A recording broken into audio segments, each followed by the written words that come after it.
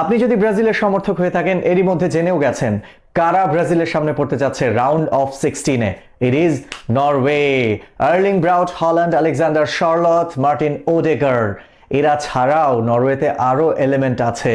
Ivory কোস্টের সঙ্গে round of 32-তে তারা সেটা বুঝিয়ে দিয়েছে। নুসা চমৎকার একটা গোল করেছেন, এই ওয়ার্ল্ড কাপের অন্যতম সেরা গোলগুলোর মধ্যে একটা।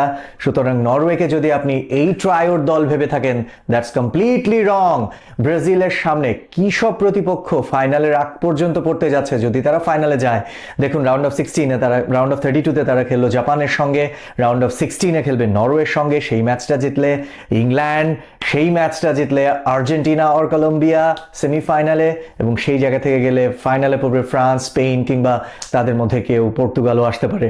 So we don't know, but ব্রাজিলের পথটা একবার চিন্তা করে দেখুন, কি টাফ, কি ভয়ঙ্কর হতে যাচ্ছে ফাইনালের আগ পর্যন্ত। প্রত্যেকটা ম্যাচ একদম দম বের করে ছাড়ার মতো, এক একটা opponent, you never know.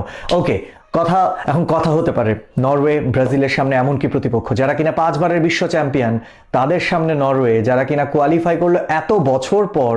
98-এ last time Norway খেলেছিল, অ্যান্ড দেন 2026, 28 ইয়ার্স আফটার। সুতরাং তাদেরকে নিয়ে ভয় করার কি আছে? দেখুন, হিস্ট্রি বলে 4 বার নরওয়ের সঙ্গে মুখোমুখি হয়েছে ব্রাজিল, 2টায় জিতেছে, 2টায় ড্র হয়েছে, অর্থাৎ নরওয়েকে আজ পর্যন্ত কখনো হারাতে পারেনি। 98-এর ওই ওয়ার্ল্ড কাপটার কথা মনে আছে, টরে আন্দ্রে ফ্লোর সেই নরওয়ে যারা কিনা ব্রাজিলকে হারাতে পারেনি, ব্রাজিল তাদের সঙ্গে হেরেছিল। তো সেটা ব্যাক অফ দ্য মাইন্ডে অবশ্যই থাকবে।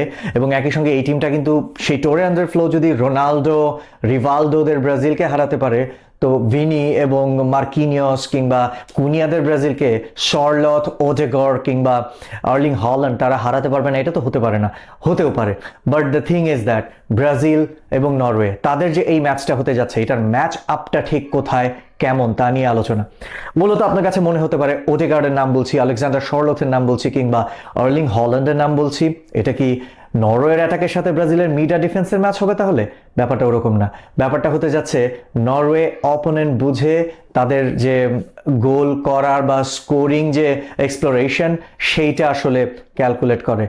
মানে যতটুকু স্ট্রেংথ অপোনেন্টের আছে সেই জাজমেন্ট করেই কিন্তু তারা অপোনেন্টকে ঘায়েল করতে যায়, এবং 1-2টা সুযোগের অপেক্ষায় থাকেন আর্লিং হল্যান্ড। মেসির চেয়ে 1 গোল পিছিয়ে এখন গোল্ডেন বুটের তালিকায়, তিনি 5 গোল, তার 53 খেলা খেলে 60টা গোল করলেন, the quickest in international football. Only Lionel Messi তার থেকে 69টা ম্যাচ কম খেলেছেন লিওনেল মেসির থেকে, এবং রোনালদোর থেকে 77 অ্যারাউন্ড এরকম ম্যাচ কম খেলেছেন। That's a phenomenal record Erling Haaland, কি ডোমেস্টিক কি international. That would be a marvellous battle between Marquinhos, Gabriel Magalhaes versus Erling Haaland. But এই ম্যাচটায় হল্যান্ড এবং নরওয়েকে হারানো ব্রাজিলের জন্য চ্যালেঞ্জিং হবে। যে কথাটা প্রথমে বলছিলাম, ব্যাটেলটা মোটেও অ্যাটাক ভার্সেস ডিফেন্স নয়, ব্রাজিলের ডিফেন্স ভার্সেস নরওয়ের অ্যাটাক। ব্যাপারটা এমন হয়ে দাঁড়াবে ব্রাজিলের অ্যাটাক ভার্সেস নরওয়ের ডিফেন্স। আপনারা দেখেছেন ফ্রান্সের সঙ্গে তারা দল চেঞ্জ করে নেমেছিল, বাট ইনিশিয়ালি তাদের শেলটাই ছিল ডিফেন্সিভ। এবং আইভরি কোস্টের এগেনস্টেও তারা তাদের ডিফেন্সটাকে আগে অর্গানাইজ রেখেছে, then they focused on attack.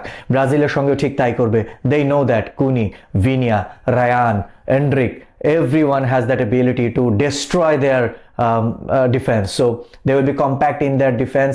Pedersen, Wolfa, Ayer কিংবা হেগেম, they will be strong in the defending line, এবং 2 পিভট মিডফিল্ড যারা আছেন তারাও কিন্তু দুর্দান্ত, বার্গ এবং বার্গা, এই দুইজন। সুতরাং তাদের দিকেও চোখ থাকতে হবে।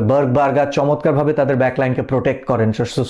সুতরাং লুকাস পাকেটা, ব্রুনো গিমারায়েস যে ম্যাচটা খেলেছিলেন, তাদের যে পাসিং লাইন, তারা জাপানের এগেনস্টে স্ট্রাগল করেছিল, সিম্পলি স্ট্রাগল করেছিল। And Norway, they have more height, more compactness in the defence. So it will be a tough battle.